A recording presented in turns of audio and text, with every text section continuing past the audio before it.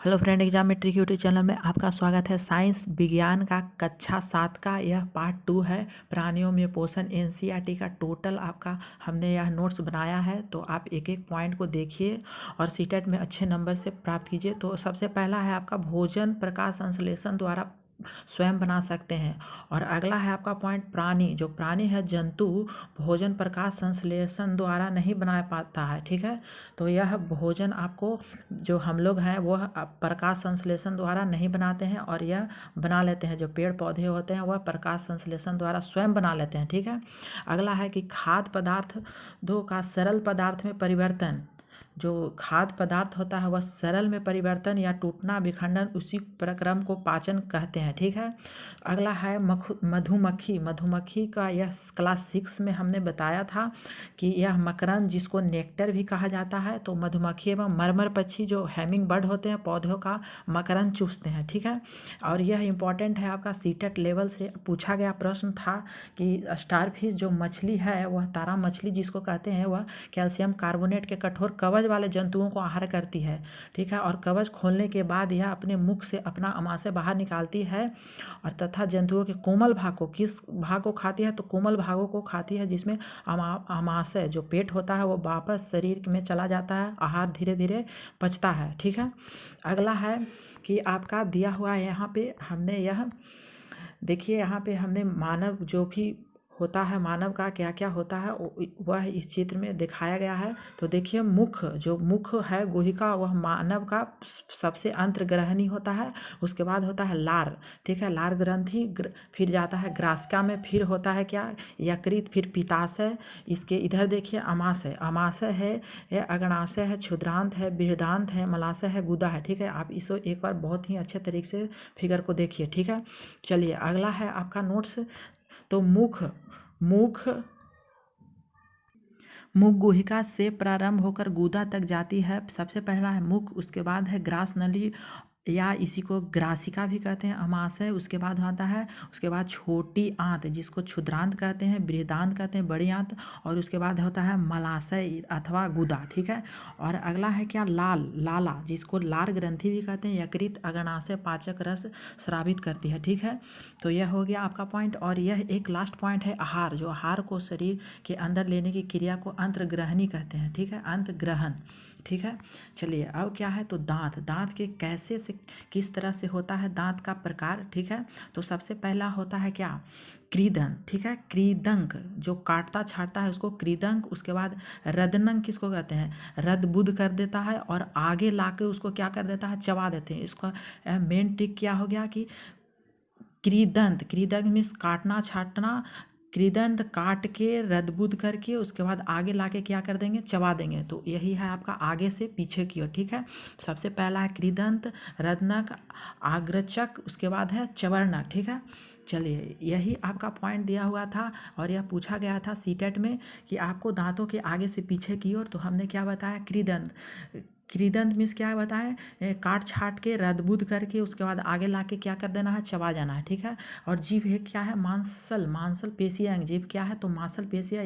यह important point है क्योंकि ये एक एक पॉइंट हमने बुक से निकाला है। ठीक है, आप डिस्क्रिप्शन लिंक्स में भी देख सकते हैं क्लास 6 का वीडियो। ठीक है, या प्लेयर लिस्ट में। ठीक है, चलिए अमाशय है क्या, तो अमाशय एक भित्ति वाली एक थैली नुमा संरचना है जो चपटा यू आकृति का होता है। यह क्या है, तो अमाशय की छोटी ये जो है वह यू आकार की होती है। ठीक है, अब है अमाशय का आंतरिक स्तर, जिसको सतह कहते हैं, वह क्या होता है, सलेस्मल। सलेस्मल जो हाइड्रोक्लोरिक अम्ल तथा पाचक रस को स्रावित करता है, वह क्या है, तो वह है एक आपका हाइड्रोक्लोरिक अम्ल जो पेट में होता है वह हाइड्रोक्लोरिक अम्ल होता है। और यह क्वेश्चन पूछा गया था सीटेट में। ठीक है, प्रीवियस ईयर में। और सलेस्मस का अगली बार शायद पूछ भी सकता है कि सलेस्मस क्या करता है, तो अमाशय का आंतरिक स्तर है। ठीक है, और यह सलेस्मल सुरक्षा प्रदान करता है। चलिए, सलेस्मस अमाशय के आंतरिक स्तर को सुरक्षा प्रदान करता है। ठीक है, और अगला है क्षुद्रांत, लगभग 7.5 मीटर लंबी अत्यधिक कुंडली की नली होती है। ठीक है, क्षुद्रांत में। और यह पूछा भी गया था कि क्षुद्रांत और बृहदांत का कितना मीटर लंबा होता है, तो क्षुद्रांत बताएं 7.5 मीटर और बृहदांत आपका कितना होता है, 1.5 मीटर होता है। ठीक है, 1.5 मीटर आपका होता है, वो आगे हम लोग देखेंगे। अगला है कि यकृत हरे लाल भूरे रंग की ग्रंथि है, यह शरीर के सबसे बड़ी ग्रंथि आपका यकृत होती है। पित्त रस है वह क्या होता है, तो पित्ताशय में एक जमा हो जाता है, ठीक है। पित्त रस स्रावित करता है जो एक थैली में संग्रह होकर पित्ताशय कहलाते हैं, ठीक है। अग्नाशय क्या है, तो अग्नाशय हल्के पीले रंग की बड़ी ग्रंथि है जो अमाशय के ठीक नीचे स्थित होती है, उसको क्या कहते हैं, अग्नाशय। अग्नाशय में अमाशय, ठीक है, अमाशय के ठीक नीचे रहता है वह अग्नाशय रहता है, ठीक है। अग्नाशय रस, जो अग्नाशय रस है यह इंपॉर्टेंट है, पूछा भी गया है सीटेट में, ठीक है। तो अग्नाशय रस कार्बोहाइड्रेट और प्रोटीन पर क्रिया करता है। कार्बोहाइड्रेट है वह क्या किस चीज़ में परिवर्तन करता है, तो ग्लूकोज में, और वसा को किस चीज़ में परिवर्तन करता है, तो वसा अम्लीय एवं ग्लिसरॉल में आपका परिवर्तित करता है। तो यह इंपॉर्टेंट है, आप इसे नोट्स में याद कर लीजिए। प्रोटीन, प्रोटीन क्या है, तो प्रोटीन आपका एमिनो अम्ल में आपका परिवर्तन कर देता है। और अवशोषण, ठीक है, यह भी पूछा गया था। अवशोषण, तो पचा हुआ भोजन अवशोषित होकर क्षुद्रांत की भित्ति में स्थित जो रुधिर वाहिकों में चला जाता है उसको अवशोषण कहते हैं, ठीक है। दीर्घरोम, यह तो पूरा का पूरा आपका पूछ दिया था, चारों पॉइंट जो यहाँ दिख रहा है, तो आपको एक एक पॉइंट आपको पूछा गया था कि आपको कथन में, ठीक है। तो दीर्घरोम या अथवा इसको रंसाकुर की विशेषता क्या होगी, तो विशेषता आपका यह है, तो क्षुद्रांत की आंतरिक भित्ति पर अंगुलियों, यही पूछा था कि अंगुलियों के समान उभरी हुई संरचना होती है जिसे दीर्घरोम या रसांकुर कहते हैं, ठीक है। और अगला है पॉइंट कि दीर्घरोम पचे हुए भोजन के अवशोषण हेतु तल क्षेत्र बढ़ा देता है। और अगला पॉइंट है प्रत्येक दीर्घरोम में सूक्ष्म रुधिर वाहिकों का जाल फैला देता है, तो यह भी पूछा था कथन में आपको। और यह लास्ट है कि दीर्घरोम की सतह से पचे हुए भोजन का अवशोषण होता है तथा यह रुधिर वाहिकों में चला जाता है, तो यह आपका पॉइंट था, ठीक है। तो आप अगले पॉइंट की ओर देखेंगे, और यह भी आपका पॉइंट था कि अवशोषित पदार्थ का स्थानांतरण रुधिर वाहिकों द्वारा शरीर के भिन्न भिन्न भागों तक होता है जहां उनका उपयोग जटिल पदार्थों को बनाने में किया जाता है, उसको क्या कहते हैं, स्वांगीकरण कहते हैं। तो इसमें ही पूछा था कि आपको एक क्रम दिया गया था, तो सबसे पहले आपका भोजन अंतर्ग्रहणी में होता है, उसके बाद पाचन में जाता है, ठीक है। उसके बाद आपका कहाँ जाता है, आपका अवशोषण होता है, उसके बाद स्वांगीकरण होता है, तब निष्कासन होता है, ठीक है। मल द्वारा आपका निष्कासन हो गया था, इसमें आपको पूछ दिया गया था, वह हमने उसको बता दिया, ठीक है। वृद्धांत, तो जो हमने पढ़ा है कि 1.5 मीटर आपका क्या होता है, चौड़ाई होती है, इसकी लंबाई इतना 1.5 मीटर, और यह मोटी होती है उसका। और वृद्धांत का मुख्य कार्य क्या है, तो जल और कुछ लवणों का अवशोषण करना वृद्धांत का, यह भी पूछ सकता है। तो और लास्ट है क्या, गुदा द्वारा मल का बाहर निकलना निष्कासन द्वारा होता है, गुदा का मल बाहर निकालना निष्कासन, इसी को लास्ट में निष्कासन कहते हैं, ठीक है। चलिए अब हम लोग पढ़ते हैं क्या, यह भी आपको पूछा गया था, ठीक है। यह गाय का आपका दिया हुआ है, ग्रासिका है, तो उसके बारे में हम लोग देखते हैं। तो देखिए सबसे पहला क्या, यह भोजन किया तो ग्रासिका से आपका भोजन गया, उसके बाद क्या है, यह पेट है, पेट आपका वहाँ से जो 4 भागों में बांटा गया था, तो यही है रुमेन, सबसे रुमेन आपका पहला है जो प्रथम आमाशय, इसी को कहा जाता है। उसके बाद क्या है, क्षुद्रांत है, उसके बाद है आधरनाल और बृहदान, ठीक है। तो 2 और 2 4 भागों में आपका बटा हुआ है, तो आमाशय आपका रुमेन को ही आपको कहा जाता है, ठीक है, या प्रथम आमाशय है, ठीक है। तो और एक इधर एक क्षुद्रांत हो गया, आधरनाल हो गया और बृहदांत हो गया, ठीक है। तो आपका 4 हो गया, ठीक है। चलिए अब इसके बारे में हम लोग पढ़ते हैं कि वे पहले घास को जल्दी जल्दी निगल कर आमाशय के एक भाग में भंडारित कर लेता है, जिसे रुमेन, हमने अभी बताया रुमेन प्रथम आमाश कहलाता है, ठीक है। रुमेन का ही प्रथम आमाश है, और यह आपको एक जल्दी निगल कर कहाँ लेकर चल जाता है भोजन को, अपने रुमेन मीन्स प्रथम आमाशय में। उसके बाद क्या है, रुमेंट में आमाशय 4 भागों में होता है, जो हमने बताया 4 भागों। और रुमेन में भोजन का आंशिक पाचन होता है, जिसको जुगाल या कड इसी को कहते हैं, जुगाल को ही, तो यह जुगाल ना देकर आपको कड भी दे सकता है, ठीक है। चलिए अगला क्या है पॉइंट, तो जंतुएं इसके छोटे छोटे पिंडकों के पुनः मुख में लाता है, ठीक है।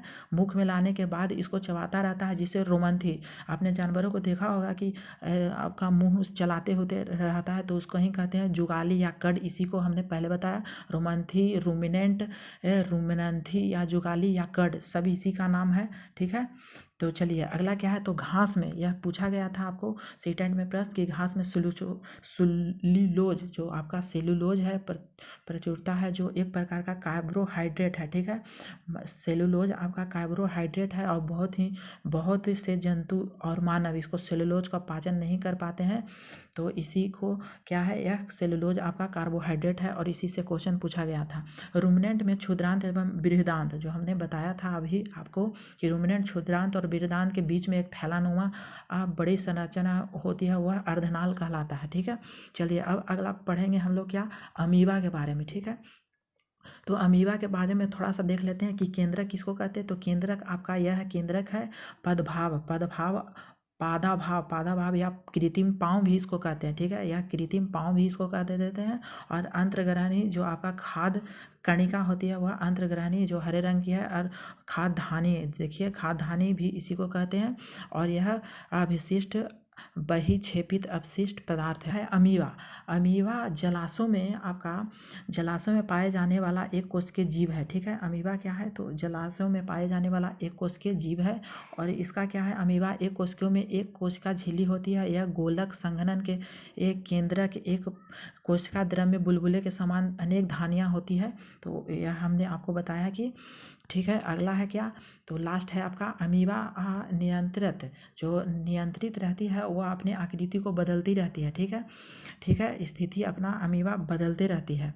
और अगला है, यह एक अथवा अधिक अंगुलियों के समान प्रधव निकालता रहता है, जिन्हें पादव या कृत्रिम पाँव कहते हैं। और यह गति एवं भोजन, यह सीटेट में पूछा हुआ था कि कृत्रिम पाँव क्या है, तो पादव है और यह गति और भोजन को पकड़ने में सहायता करती है। और लास्ट क्या है आपका, खाद्य पदार्थ उनकी खाद्य धानियों में फंस जाते हैं और खाद्य धानी को पाचक रस में स्रावित होता है और बिना पचे भोजन के वह क्या होता है, खाद्य जो धानी होते हैं वह द्वारा